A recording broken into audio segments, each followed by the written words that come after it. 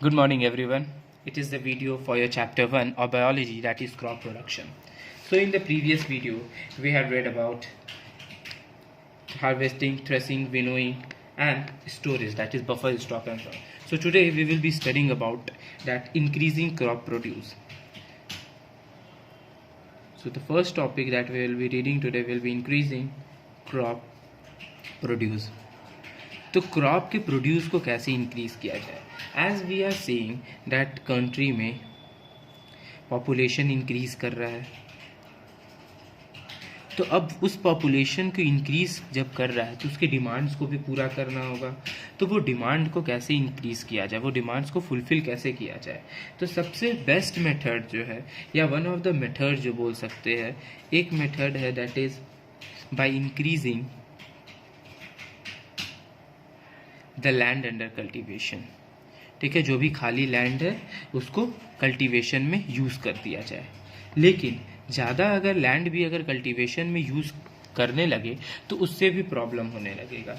क्यों, क्या होगा, अगर फ्यू डिकेड्स तक हम लोग लैंड्स को कल्टीवेट करते रहे, ठीक है, या फिर लैंड को इंक्रीज़ करते रहे, तो क्या होगा, सॉइल इरोजन होगा. सारा जितना भी लैंड है उसको ख़त्म करेंगे, ठीक है, तो सॉइल इरोजन स्टार्ट हो जाएगा. उसके बाद क्या होगा, अगर मान लीजिए हम लोग फॉरेस्ट कट किए तो उससे डिफॉरेस्टेशन स्टार्ट हो जाएगा. क्योंकि हम लोग क्या करेंगे, लैंड को, जब ज़्यादा लैंड को हम लोग कल्टीवेशन में यूज़ करेंगे तो उसके कारण डिफॉरेस्टेशन करना होगा, पेड़ को काटना होगा, जिसके कारण सॉइल इरोजन होगा. तो इससे फाइनली फिर क्या होगा, इन्वायरमेंटल प्रॉब्लम होने लगेगा. ओके, इन्वायरमेंटल प्रॉब्लम होगा.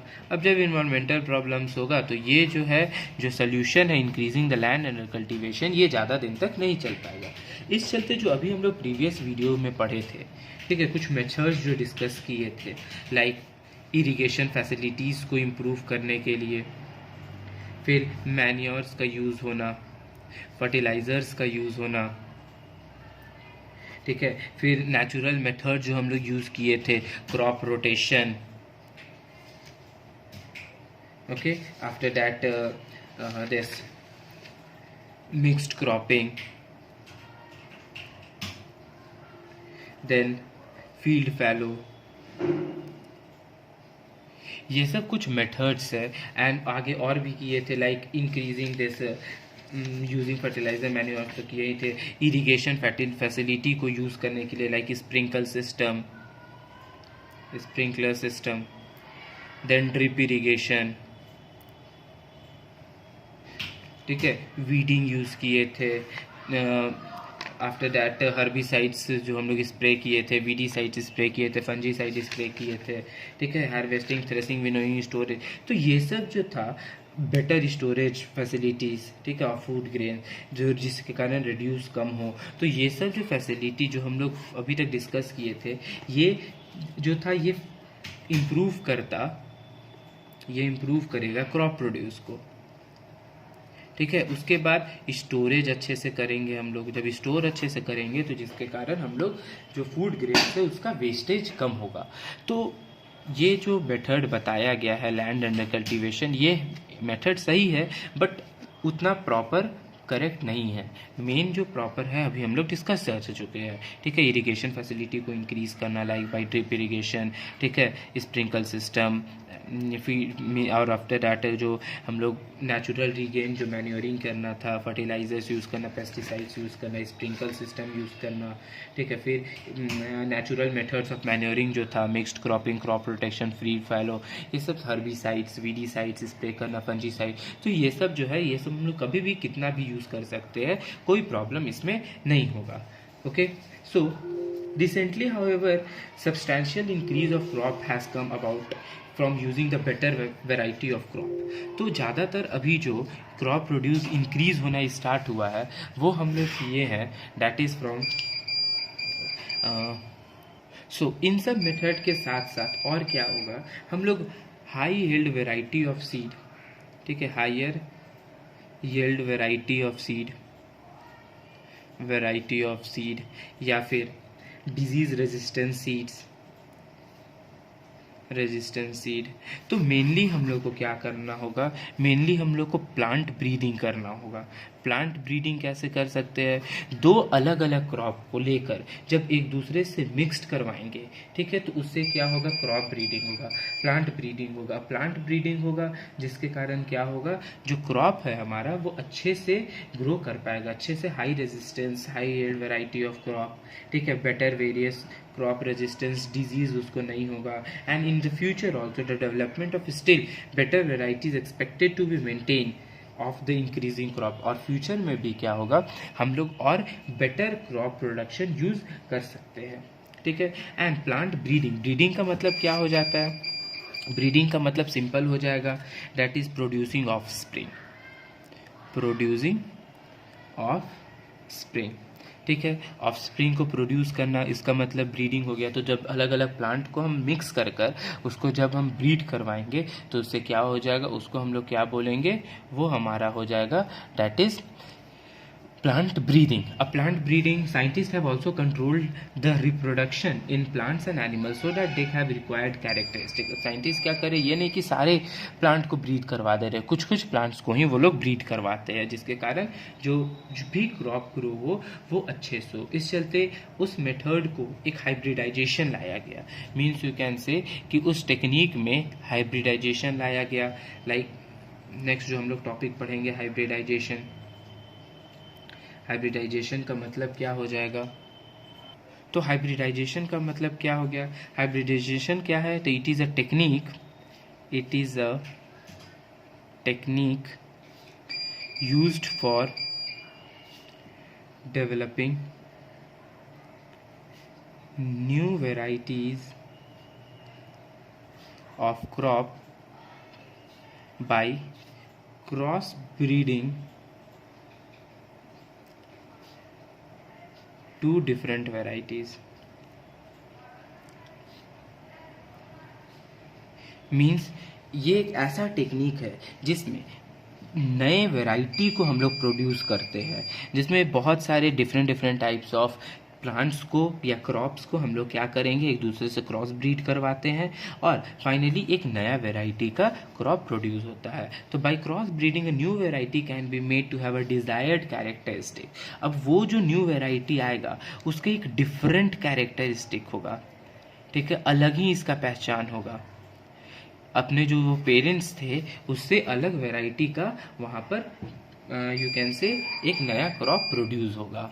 सो हाइब्रिडाइजेशन को हम लोग एग्जाम्पल में अगर समझते हैं तो कैसे होगा, suppose scientist want to develop a new crop, ठीक है, इनको न्यू क्रॉप डेवलप करना है, तो अब क्या करेंगे, of some desired characteristic, for example high yield, मतलब ऐसा क्रॉप डेवलप करना है जो हाई यील्ड हो, मतलब ज़्यादा उसमें क्रॉप ज़्यादा हो, वो स्टॉक कम हो, ठीक है, रेजिस्टेंस डिजीज़ फ्री रहे, डिजीज़ रेजिस्टेंस रहे, मतलब डिजीज़ से लड़ने के पास उसके पास क्षमता हो, ठीक है। तो उसके लिए क्या वो करेंगे, तो वो दो वैरायटी लेंगे, ठीक है, दो वैरायटीज़ ऑफ सीड लिए। अब एक सीड लिए जिसका हाई यील्ड था, ठीक है, हाई यील्ड था, और दूसरा वो सीड लिए डिजीज़ रेजिस्टेंस। इन दोनों को वो क्रॉस ब्रीड करवाए, ठीक है। जैसे ही जब क्रॉस ब्रीड हुआ तो जो इनका जो ऑफस्प्रिंग आएगा, ठीक है, जो न्यू क्रॉप ग्रो होगा, ठीक है, वो कैसा होगा, उसमें दोनों हो सके होगा, हाई यील्ड भी होगा एंड डिजीज फ्री भी होगा, डिजीज रेजिस्टेंस भी होगा। इसका मतलब ये जो नया क्रॉप आएगा ना उसके पास इतना पावर होगा कि उसमें ज़्यादा ग्रेन्स होगा और साथ में उसके पास ऐसा क्षमता होगा कि वो डिजीज़ मतलब कोई भी बीमारी से लड़ सके।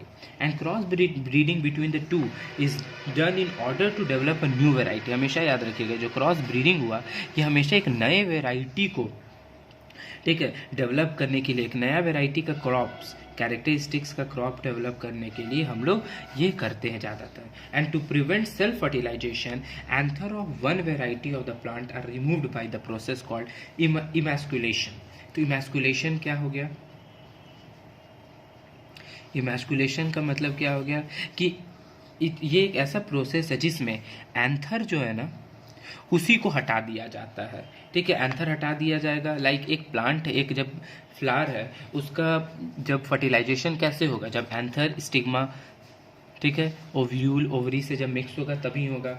लेकिन इसमें किया क्या जाता है, सिंपल, कोई भी फ्लावर है उसमें जब फर्टिलाइजेशन होगा तो क्या होगा, ये जो हमारा एंथर है ये जब तक ओवरी से मिलेगा नहीं तब तक क्या होगा, फर्टिलाइज नहीं करेगा, तब तक वो फ्यूज नहीं करेगा। तो अब क्या किया गया, इमैस्कुलेशन में हुआ क्या प्रोसेस में कि एंथर ही हटा दिया गया, जिसके चलते सेल्फ जो फर्टिलाइजेशन था वो हो ही नहीं पाया। अब सेल्फ फर्टिलाइजेशन नहीं हुआ तो हम एक बाहर से एंथर लाए और उसको फिर फ्यूज करवाए ओवरी से। तो मान लीजिए एक प्लांट था बाहर, दूसरा प्लांट था जो हाई यील्ड का था, और ये प्लांट था जो मेरा डिजीज रेजिस्टेंस था। तो उसका एंथर इसमें हम लाकर ड्रॉप कर दिए, दोनों को फर्टिलाइज करवा दिए। जैसे ही दोनों को फर्टिलाइज किए तो मेरा जो थर्ड प्लांट निकला वो क्या निकला, वो मेरा हाई यील्ड भी था, डिजीज रेजिस्टेंस भी था। ठीक है, तो इमैस्कुलेशन मतलब क्या, the process to prevent self fertilisation by removing anther, okay, from one of the variety of plant and then pollen from the other variety. ठीक है, अभी बोले थे पॉलन जो था अदर वेराइटी ट्रांसफर किया जाता है स्टिग्मा से, और ये जो हमारा अंदर पॉलन सैक था, जो पॉलन ग्रेन्स था, एंथर के अंदर जो पॉलन है वो दूसरा लाया गया, दूसरे प्लांट का लाया गया, और इसके साथ क्या किया गया, उसको ये फर्टिलाइज करवा दिया गया। And this process is repeated for several generation to get the desired characters in the seed, and this seed is called stock of new variety. और जब वो सीड डेवलप कर जाता है, मीन्स बहुत सारा ये रिप्रोडक्शन करवाया गया, फर्टिलाइजेशन करवाया गया, तब जाकर एक new cross breed seed in दोनों का मिला। ठीक है, हाई यील्ड और डिजीज रेजिस्टेंस का एक सीड मिला, और उस सीड को बोला गया stock of the new variety. ठीक है, वो जो सीड आया उसको stock of the new variety बोला गया। अब ये दो कैरेक्टरिस्टिक्स तो आ गया, high yield and disease resistance. अब ये एक बार आ गया तो अब साइंटिस्ट क्या किए, ये जो क्रॉस ब्रीड वाला न्यू क्रॉप आया ना, उसको अब फिर से न्यू क्रॉप को फिर से किसके साथ क्रॉस ब्रीड करवाने लगे, पेस्ट रेजिस्टेंस के साथ। ठीक है, पेस्ट रेजिस्टेंस के साथ फिर से क्रॉस ब्रीड करवाने लगे, तो एक और फिर से नया कैरेक्टरिस्टिक्स का क्रॉप प्रोड्यूस हो गया। ठीक है, तो ये सब साइंटिस्ट खुद किए। अब इसी तरह का एक और रिवॉल्यूशन हुआ था, which were you can say the third agricultural revolution. Third agricultural revolution था जिसको बोला गया था ग्रीन रिवॉल्यूशन। Green revolution. अब इस ग्रीन रिवॉल्यूशन में हुआ क्या, ये कब किया गया था, तो 1960s से 1970s के बीच में इंडिया में हुआ था ये ग्रीन रिवॉल्यूशन। ठीक है, एंड जिसमें दो ऐसे ऐसे क्रॉप्स लाए गए थे जिनको क्रॉस ब्रीड करवाया गया था, और ये किए कौन थे, तो ये जो थर्ड एग्रीकल्चर रिवॉल्यूशन था, दैट इज ग्रीन रिवॉल्यूशन, ये मेनली लेड कौन किए थे, तो it was mainly led by agricultural scientist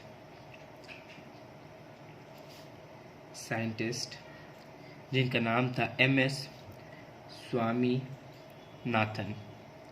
okay, ये किए थे, और इनिशिएट इनके साथ कौन था, तो इनिशिएटेड बाय नॉर्मन बोरलॉग। ठीक है, साथ में, ठीक है, तो स्टार्टिंग किए ये नॉर्मन बोरलॉग, और साथ में उनके मिलकर जो स्वामीनाथन थे, MS स्वामीनाथन, वो भी स्टार्ट किए। मीन्स ये पूरे वर्ल्ड में स्टार्ट आई थिंक किए थे, और इंडिया में इनके साथ मिलकर agriculture that he started. Okay, so पूरे वर्ल्ड में नॉर्मन बोरलॉग यही स्टार्ट किए थे, और इंडिया में MS स्वामीनाथन स्टार्ट किए थे बिटवीन 1960 टू 1970। अब इसमें हुआ क्या था, तो अलग अलग वेराइटी ऑफ सीड्स लाया गया। तो ये सीड्स कहाँ से लाया गया, तो variety of high yield variety of wheat, high yielding varieties of wheat, ये कहाँ से लाया गया था, ये मेक्सिको से लाया गया था। ठीक है, besides giving high yield the plants were smaller. अब जब तक ये नहीं आया था मेक्सिको से, तब तक इंडिया में जो क्रॉप होता था ना, उसका जो साइज होता था वो स्मॉल होता था। ठीक है, स्ट्रॉन्ग होता था, स्मॉलर स्ट्रॉन्गर होता था और बेटर रिस्पॉन्स टू फर्टिलाइज़र होता था। लेकिन these variety require more water and fertiliser. ये जो इंडिया में पहले ग्रो करता था उसको ज़्यादा पानी चाहिए था एंड ज़्यादा फर्टिलाइज़र्स चाहिए था। Okay, and also frequent weeding भी चाहिए था। The effect of green revolution on production of food grain clearly seen. तो अब अगर आप देखोगे तो जब ग्रीन रिवॉल्यूशन आया तो उसके बाद जो क्रॉप प्रोडक्शन में चेंज हुआ ये हुआ कि जो प्लांट ग्रो करते थे ना करने लगे वो छोटे प्लांट में ही ज़्यादा क्रॉप्स ग्रो करने लगे। अंदर का जो मीन्स जो धान होता था उसमें जो ग्रेन्स होता था, गेहूँ होता था, वो ज़्यादा होता था, पहले से ज़्यादा स्ट्रॉन्गर हो गया था, पहले से ज़्यादा कम फर्टिलाइजर्स लेता था, ठीक है, या ज़्यादा भी लेता था। कभी कभी कोई ऐसा टाइप ऑफ क्रॉप आता था ना तो वो ज़्यादा फर्टिलाइज़र भी लेता था। लाइक पहले 1950s में जब आप देखोगे सो आप ये फिगर में देख सकते हो, ये राइस का प्रोडक्शन है, ये वीट का। पहले जब ग्रीन रिवॉल्यूशन नहीं हुआ था तब उस समय 1950 से 51 में 20.6 मिलियन टन्स होता था प्रोड्यूस और वीट होता था 6.5। जब आया उसके बाद 34.5 होने लगा। देखिए कैसे ड्रास्टिक चेंज आया, और वीट 11 हो गया। फिर आगे और जब ग्रीन रिवॉल्यूशन का इफेक्ट होने लगा तो 42 मिलियन टन्स, यहाँ 28, एकदम ये डबल प्रोड्यूस होने लगा वीट और राइस में। तो ये आप देख सकते हो कि ये जो चेंज हुआ, ठीक है, जो इंक्रीमेंट हुआ, इससे ये पता चलता है कि ग्रीन रिवॉल्यूशन इंडिया के लिए बहुत ही ज़्यादा इम्पॉर्टेंट था, ठीक है, जिसके चलते इंडिया में चेंजेस आना, क्रॉप प्रोडक्शन में चेंज आना स्टार्ट हो गया। Okay, so now we will be reading about nitrogen cycle, कि नाइट्रोजन साइकिल होता क्या है, उसके क्या क्या प्रोसेसेस है, ये सब सारा हम लोग पढ़ेंगे, ठीक है। तो नाइट्रोजन साइकिल,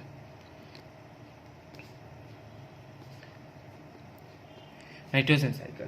तो नाइट्रोजन जो है वो मेनली क्या करता है, प्लांट के लिए क्यों इंपॉर्टेंट है। तो nitrogen is used by life forms to carry out many functions. For example, nitrogen जो है is needed for the formation of protein, ठीक है, नाइट्रोजन फॉर्मेशन ऑफ प्रोटीन के लिए ज़रूरी है, अमीनो एसिड, न्यूक्लियिक एसिड, ठीक है, ये सब सारे के लिए, प्रोटीन फॉर्मेशन के लिए, अमीनो एसिड फॉर्मेशन के लिए, न्यूक्लियिक एसिड फॉर्मेशन के लिए, स्पेशली प्लांट लाइफ के लिए इम्पॉर्टेंट है। अगर ये नहीं होगा नाइट्रोजन या नाइट्रोजिनस कंपाउंड तो प्लांट कभी ग्रो ही नहीं कर पाएगा, प्लांट लाइफ के लिए बहुत इंपॉर्टेंट है।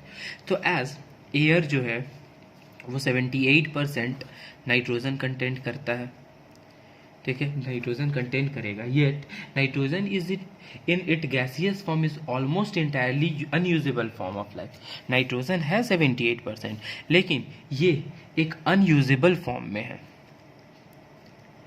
क्यों अनयूजेबल फॉर्म्स में है? बिकॉज कभी भी प्लांट जो है ना वो डायरेक्टली नाइट्रोजन को एब्जॉर्ब नहीं कर पाता है। ये क्या करता है, it must first be converted और fixed into more usable form, that is nitrates. Nitrogen कभी भी प्लांट जो है ना वो सॉल्यूबल नाइट्रेट्स में, ठीक है, सॉल्यूबल नाइट्रेट्स में जब तक कन्वर्ट नहीं होगा तब तक प्लांट इसको यूज नहीं कर पाएगा।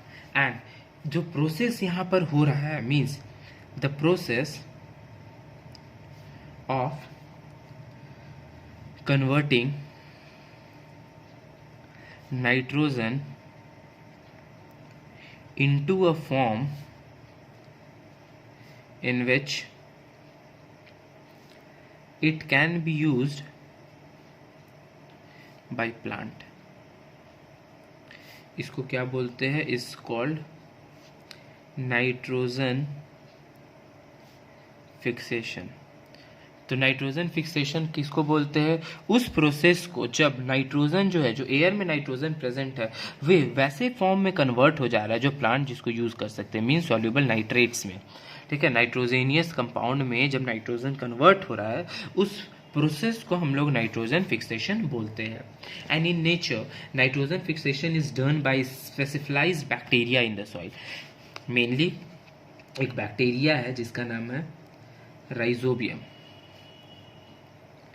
राइजोबियम ये जो बैक्टीरिया है जो नोड्यूल्स में प्रेजेंट होता है, रूट नोड्यूल्स में, मीन्स रूट के नीचे जो रूट्स होता है ना, ठीक है, उसका जो हेयर ग्रोथ होता है वहाँ पर ये प्रेजेंट होता है बैक्टीरिया, और वो नाइट्रोजन को नाइट्रोजीनियस कंपाउंड में कन्वर्ट करता है। ये राइजोबियम क्या है, एक तरह का बैक्टीरिया है, ये कन्वर्ट करता है। And there are other bacteria that return nitrogen into the gaseous form, ठीक है, और कुछ होता है जो नाइट्रोजन को फिर से वो रिटर्न कर देता है। And after nitrogen is fix it is absorbed by, rhizobium क्या किया, इसको नाइट्रोजेनियस कंपाउंड में फिक्स कर दिया, ठीक है, कन्वर्ट कर दिया। अब प्लांट इसको एब्जॉर्ब किया एंड एनिमल्स इसको एब्जॉर्ब किया। तो प्लांट की ग्रोथ के लिए ये नाइट्रोजन बहुत इंपॉर्टेंट है।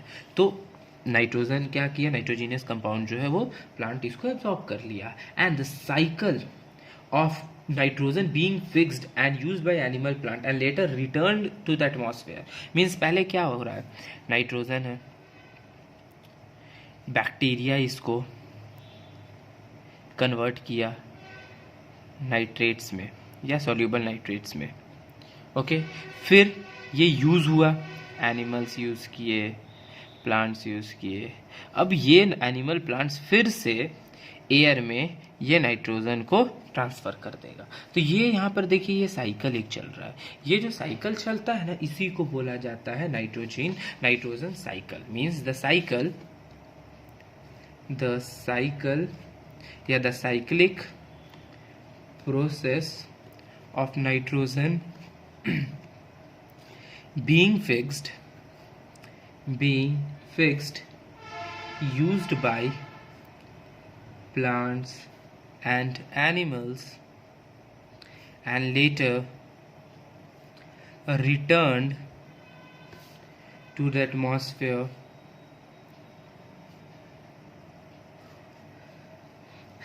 is referred as nitrogen cycle, ठीक है, इसको क्या बोलते हैं, नाइट्रोजन साइकिल बोलते हैं। वैसा साइकिल जब नाइट्रोजन को फिक्स किया जा रहा है, फिर उसको यूज़ किया जा रहा है प्लांट्स एनिमल द्वारा, एंड फाइनली फिर वो रिटर्न कर दिया जा रहा है एटमॉस्फेयर में। तो उस साइकिल को हम लोग क्या बोलते हैं, नाइट्रोजन साइकिल बोलते हैं। अब ये जो नाइट्रोजन साइकिल है ना, ये कुछ स्टेप्स इन्वॉल्व करता है। सो नाइट्रोजन साइकिल, जो नाइट्रोजन साइकिल है involves the following steps। अब नाइट्रोजन साइकिल में कुछ स्टेप्स इन्वॉल्व होते हैं। वो स्टेप्स कौन कौन है? पहला, nitrogen fixation. Second, nitrogen assimilation. Third, nitrogen ammonification. Fourth is nitrification and fifth is denitrification. नाम से ही आप समझ सकते हो, नाइट्रोजन फिक्सेशन मतलब नाइट्रोजन को फिक्स करना, या तो नेचुरली या फिर कुछ एटमॉस्फेयर से। एसिमिलेशन मतलब जमा होना, तो ये कहाँ एब्जॉर्ब होता है, कहाँ जाकर जमा होता है। एमोनिफिकेशन मीन्स उसको फिर से रिमेन कन्वर्ट करना, अमोनिया में कन्वर्ट करना। ये सब सारा हम लोग डिटेल में पढ़ेंगे। सो पहला जो टर्म है that is nitrogen fixation. First जो टर्म है दैट इज नाइट्रोजन फिक्सेशन। तो नाइट्रोजन फिक्सेशन बोलते हैं the process of converting free nitrogen gas off the atmosphere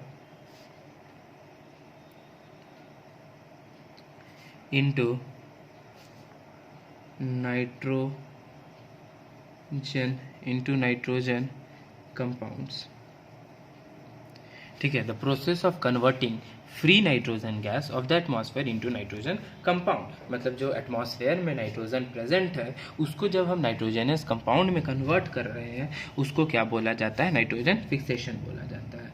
और ये नेचर में in nature it takes place in the following ways। Nature में ये कैसे लेता है प्लेस? तो ये लेता है, फर्स्ट है एटमॉस्फेरिक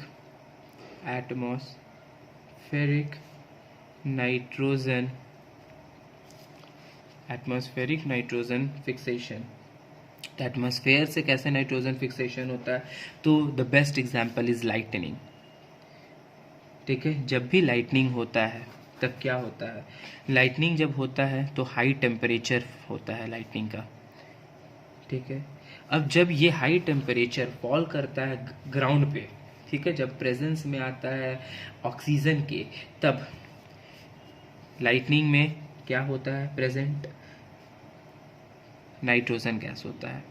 तो जैसे ही लाइटनिंग फॉल होता है which results in the reaction between nitrogen, high temperature के कारण एक रिएक्शन होता है किसके बीच में, नाइट्रोजन एंड ऑक्सीजन, इन दोनों के बीच में हाई टेम्परेचर के कारण रिएक्शन हुआ और ये दोनों रिएक्ट कर कर क्या देगा, ऑक्साइड्स ऑफ नाइट्रोजन।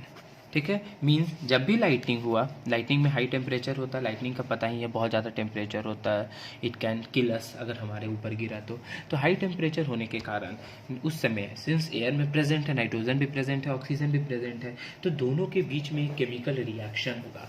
जैसे ही केमिकल रिएक्शन हुआ तो वैसे ही ऑक्साइड्स ऑफ नाइट्रोजन प्रोड्यूस होगा, मीन्स एज अ रिएक्टेंट मिलेगा हमें। ठीक है, सॉरी एज अ प्रोडक्ट मिलेगा। रिएक्टेंट तो हमारा नाइट्रोजन और ऑक्सीजन हुआ, तो as a product oxides of nitrogen मिला।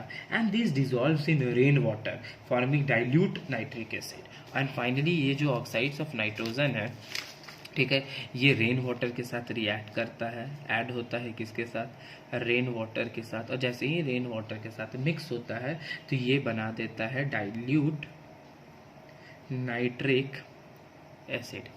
डाइल्यूट नाइट्रिक एसिड होगा and this nitric acid reacts with the alkalies of soil.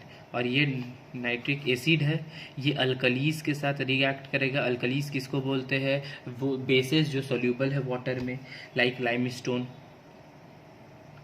ठीक है, रिएक्ट किया limestone and turns it into nitrates.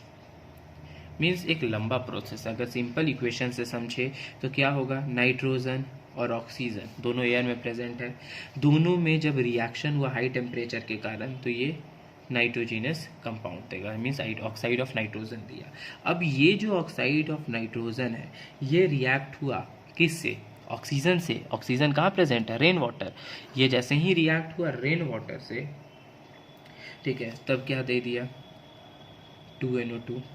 अब ये NO2 that is nitrogenous compound oxides of nitrogen, ये react किया water से एंड साथ में और ऑक्सीजन प्रेजेंट ही है, तो ये अमोनिया फॉर्म कर जाएगा HNO3। उसके बाद limestone say that is alkali, ये डाइल्यूट नाइट्रिक एसिड बन गया, ये डाइल्यूट बन गया। अब ये अल्कली के साथ रिएक्ट करेगा, दैट इज CaCO3, लाइमस्टोन हो गया और साथ में ये हमारा डाइल्यूट नाइट्रिक एसिड। ठीक है, ये नाइट्रिक एसिड बन गया। अब जब ये रिएक्ट किया नाइट्रिक एसिड तो क्या हो गया, CaNO3 whole twice plus H2O plus CO2। तो ये मेरा जो हो गया ना, ये नाइट्रेट हो गया और ये रिएक्ट करेगा, सॉइल में मिक्स होगा, जिससे प्लांट ग्रो कर पाएगा। ये तो था एटमॉस्फेरिक नाइट्रोजन फिक्सेशन। सेकेंड आता है बायोलॉजिकल नाइट्रोजन फिक्सेशन। बायोलॉजिकली कैसे नाइट्रोजन फिक्सेशन होता है, तो it is the conversion of atmospheric. Biological nitrofication क्या है, तो it is the conversion of atmospheric nitrogen into nitrogen compound. ठीक है, सिंपल जो हमारा नाइट्रोजन एटमॉस्फेयर का वो नाइट्रोजनियस कंपाउंड में कन्वर्ट हो जाता है। और कौन करता है, बाय लिविंग ऑर्गेनिज्म। अब लिविंग ऑर्गेनिज्म कौन है, तो लिविंग ऑर्गेनिज्म हो गया मेरा एक बैक्टीरिया है, बैक्टीरिया का नाम है राइजोबियम। ठीक है, ये सॉइल में फाउंड होता है, रूट नोड्यूल्स में, लेगुमिनस प्लांट में प्रेजेंट होता है। कहाँ प्रेजेंट ये होता है, तो रूट नोड्यूल्स में, root nodules of leguminous plants. Leguminous plants में कौन कौन हो जाएगा, लाइक पीज हो जाता है, बीन्स हो जाता है, ग्राउंडनट होता है, तो ये सब में ये प्रेजेंट होता है। अब ये बैक्टीरिया राइजोबियम जो है ये क्या करता है, जो भी नाइट्रोजन है उसको नाइट्रोजनस कंपाउंड में फिक्स करता है, ठीक है, उसको फिक्स कर कर कन्वर्ट कर देता है। कन्वर्ट करने के बाद फाइनली ऑटोमेटिक जो प्लांट है उसको ऑब्जॉर्ब कर पाता है। देन ये था हमारा नाइट्रोजन फिक्सेशन। सेकेंड टर्म आता है that is nitrogen assimilation. Nitrogen assimilation ये क्या होता है, the plant absorb these nitrates. अब इसकी बात नेक्स्ट प्रोसेस, अब जो नाइट्रेट्स में कन्वर्ट हुआ है प्लांट इसको एब्जॉर्ब करेगा। प्लांट एब्जॉर्ब किया, कहाँ से एब्जॉर्ब किया, तो सॉइल से एब्जॉर्ब किया। अब सॉइल से एब्जॉर्ब करने के बाद and convert them into protein. पढ़े थे प्रोटीन अमीनो एसिड, नाइट्रोजन का काम यही होता है, ठीक है, कि प्रोटीन अमीनो एसिड में कन्वर्ट करना वो यूज़ होता है, ठीक है, न्यूक्लिक एसिड में यूज़ होता है। तो ये सब जो प्लांट एब्जॉर्ब किया सॉइल से, अब इसको प्रोटीन में कन्वर्ट करेगा। प्रोटीन में कन्वर्ट करने के बाद फाइनली सारा वो प्लांट पार्ट्स में पहुंचेगा और प्लांट जो होगा वो ग्रो करेगा। And the nitrogen passes from, अब ये प्लांट में गया, अब प्लांट को कौन खाएगा, जब प्लांट में नाइट्रोजन गया तो प्लांट को खाएंगे हर्बीवोर्स। अब हर्बीवोर्स जो खाए उनमें चला गया ये, एंड हर्बीवोरस को कौन खाएगा, कार्निवोर्स। तो फाइनली ये कहीं ना कहीं जो प्लांट से नाइट्रोजन, सॉइल से जो नाइट्रोजन है या नाइट्रेट जो है वो सॉइल से प्लांट में गया, प्लांट से हर्बीवोर में गया, हर्बीवोर से कार्निवोर में गया। तो कहीं ना कहीं इसका जो कुछ पार्ट जो होगा ना वो इसमें आकर जमा हो जाएगा, एसिमिलेट होगा। तो इसी को बोला जाता है एसिमिलेशन। एसिमिलेशन का मतलब क्या, the process of conversion of inorganic nitrogen compound into organic nitrogen compound, ठीक है, organic compound that become part of living organism. जो हमारा नाइट्रोजन था वो आप देख सकते हो राइजोबियम कन्वर्ट किया नाइट्रेट में, फिर उसको प्लांट खाया, प्लांट को कौन, प्लांट एब्जॉर्ब किया, प्लांट को हर्बीवोरस खाया, हर्बीवोरस को कार्निवोरस खाया, ठीक है। तो ये कार्निवोरस में जाकर जमा हो जाएगा, एसिमिलेट कर जाएगा। इसलिए इस प्रोसेस को जो कन्वर्ट हो रहा है, ठीक है, process of conversion of inorganic nitrogen compound into organic compounds that become the part of living organism, उसको हम लोग क्या बोलते हैं, नाइट्रोजन एसिमिलेशन। अब नेक्स्ट जो थर्ड है दैट इज, थर्ड हमारा पार्ट क्या होगा, थर्ड पार्ट होगा एमोनिफिकेशन। एमोनिफिकेशन, एमोनिफिकेशन मीन्स अब वो प्लांट खाया, लाइक अभी हम लोग पढ़े थे नाइट्रोजन था, नाइट्रोजन को राइजोबियम बैक्टीरिया कन्वर्ट किया किस में, सॉल्यूबल नाइट्रेट में। अब ये नाइट्रेट प्लांट एब्जॉर्ब किया, प्लांट से हर्बीवोर में, इससे कार्निवोरस में, ठीक है, कार्निवोरस में। अब क्या होता है, व्हेन प्लांट्स और एनिमल, ये प्लांट भी कभी ना कभी डाई करेगा, ये हर्बीवोरस भी डाई करेगा, कार्निवोरस भी डाई करेगा। जब ये डाई करता है तो अब there remains are converted into ammonia and ammonium compound. अब जब प्लांट्स और एनिमल डाई करता है, व्हेन दे डाई, तो इनका जो रिमेन्स है ना ये कन्वर्ट हो जाता है या तो अमोनिया में या फिर अमोनियम कंपाउंड्स में, ठीक है। और ये कंपाउंड्स में कन्वर्ट होने के बाद ये कहाँ मिक्सअप हो जाता है, ये फिर फाइनली मिक्सअप हो जाता है सॉइल में। तो आप देख सकते हो नाइट्रोजन था, उसको कन्वर्ट हुआ, प्लांट्स एनिमल जब डाई किया तो वो फिर से कहाँ आ गया, सॉइल में आ गया। ओके, तो इसी प्रोसेस को हम लोग नाइट्रोजन साइकिल देख रहे हो, एक चेन क्रिएट हो रहा है, साइकिल क्रिएट हो रहा है। तो नाइट्रोजन अमोनिफिकेशन किसको बोलेंगे, the process of conversion of complex organic compound like proteins into ammonia। तो ये प्रोटीन इंटू अमोनिया कैसे कन्वर्ट हो रहा है, तो जब वो प्लांट बॉडी में था, एनिमल्स बॉडी में था, तो वो प्रोटीन के फॉर्म में था। अभी हम लोग पढ़े थे कि जो हमारा इसमें हाई टेम्परेचर में जब वो कन्वर्ट करता था तो वो प्रोटीन के फॉर्म में कन्वर्ट होता था। इसमें भी बायोलॉजिकल नाइट्रोजन फिक्सेशन में भी पढ़े थे, राइजोबियम क्या करता था, प्रोटीन के फॉर्म में कन्वर्ट कर देता था। और उसके बाद ये प्रोटीन जो है ये क्या में हो गया, रिमेन जब डाई किया तो उसका रिमेन्स अमोनिया में कन्वर्ट हो गया, क्योंकि उसमें प्रेजेंट है पहले से। अब आता है next, that is fourth term, जिसको हम लोग बोलेंगे नाइट्रीफिकेशन। अब ये नाइट्रिफिकेशन क्या है, तो some of these compounds are taken up by plants and rest are converted into nitrates. अब क्या होता है, ये जो हमारा अमोनिया है, ठीक है, इसमें कुछ पार्ट जो है वो प्लांट एब्जॉर्ब कर लेता है, ठीक है, सम पार्ट्स, कुछ पार्ट्स प्लांट एब्जॉर्ब कर लिया, और मेनली जो कुछ पार्ट्स है ना वो कन्वर्ट हो जाता है नाइट्रेट्स में। बाई, अब इसमें ये नाइट्रेट्स में कैसे कन्वर्ट हुआ, बाई नाइट्रीफाइंग बैक्टीरिया। अब बैक्टीरिया सॉइल में प्रेजेंट होता है। अब ये जो बैक्टीरिया प्रेजेंट है ये क्या करेगा, अमोनिया को नाइट्रेट्स में कन्वर्ट कर दिया। अब इसी प्रोसेस को नाइट्रिफिकेशन बोलते हैं, that is the process of conversion of ammonia into nitrates. अब ये नाइट्रेट्स हमको पता अमोनिया कहाँ से मिला, वो जो सॉइल में मिक्सअप हुआ उससे अमोनिया हुआ। अब नाइट्रीफाइंग बैक्टीरिया क्या किया, इस अमोनिया को कन्वर्ट कर दिया नाइट्रेट्स में, जिसको हम लोग क्या बोले, नाइट्रिफिकेशन बोले। अब डीनाइट्रिफिकेशन क्या होता है, तो सम ऑफ दीज नाइट्रेट्स, अब जो नाइट्रेट्स में कन्वर्ट हुआ, अब ये कुछ नाइट्रेट जो होगा ना वो प्लांट एब्जॉर्ब कर लेगा, एंड रेस्ट जो है वो नाइट्रोजन गैस में कन्वर्ट हो जाएगा। इसी को बोला जाता है, that is the process of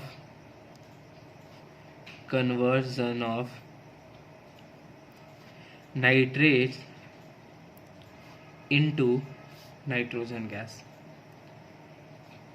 इसको बोला जाता है कॉल्ड डीनाइट्रिफिकेशन। और इसको कन्वर्ट कौन करता है, तो डीनाइट्रीफाइंग बैक्टीरिया। अब देख सकते हो फर्स्ट प्रोसेस से ही जब नाइट्रोजन फिक्सेशन हुआ था, इसमें एटमॉस्फेरिक नाइट्रोजन फिक्सेशन या बायोलॉजिकल नाइट्रोजन फिक्सेशन में हमारा जो नाइट्रोजन था वो कन्वर्ट हो रहा था, ठीक है, नाइट्रिफिकेशन सॉल्यूबल कंपाउंड में, that is oxides of nitrogen में या नाइट्रेट्स में कन्वर्ट हो रहा था।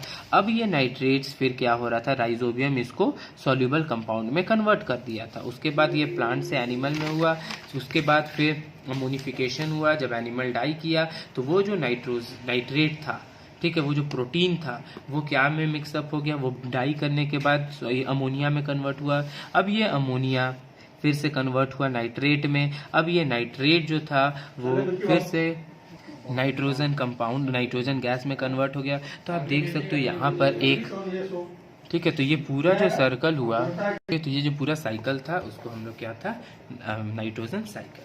अब फूड फ्रॉम एनिमल्स, अब ऐसा नहीं है कि प्लांट ही सिर्फ हम लोग को फूड देता है, ठीक है, एनिमल्स भी हम लोग को फूड प्रोवाइड करते हैं। तो एक टर्म है animal husbandry. Animal husbandry, animal husbandry का मतलब क्या हो गया, that is the breeding, feeding and caring of domestic animals for food and other purposes. Okay, means उसको पहले पालना, अच्छे से उसको फीड करना, उसका केयर करना, इन सारे चीज़ को हम लोग क्या बोलते हैं, वो सारा आ जाता है एनिमल हस्बेंड्री के अंदर, ठीक है। Like the kinds of animal that provide us with food are, देखिए पहला meat and egg, meat and egg, ये हमें कहाँ से मिलता है, तो पोल्ट्री जो एनिमल्स होते हैं, पोल्ट्री एनिमल्स, उससे मिलता है, ठीक है। पोल्ट्री एनिमल्स में हो गया चिकन, हो गया डक, हो गया टर्की, हो गया, ठीक है, ये सब से पोल्ट्री एनिमल से हमको एग मिलता है, मीट मिलता है। गोट से मिलता है मीट, फिश से मीट मिलता है, शीप से मीट मिलता है, पिग से मीट मिलता है। तो ये सब जो एनिमल्स है इससे हमें मीट एंड पर्टिकुलर एग भी मिलता है। एंड द लार्ज स्केल, याद रखिएगा, the large scale rearing of fish for food is known as pisciculture। ठीक है, पिसीकल्चर किसको बोलेंगे? जब फिश का हम लोग रेयर करेंगे, उसको फूड के लिए उसको जब पालेंगे, उसको हम लोग बोलेंगे पिसीकल्चर।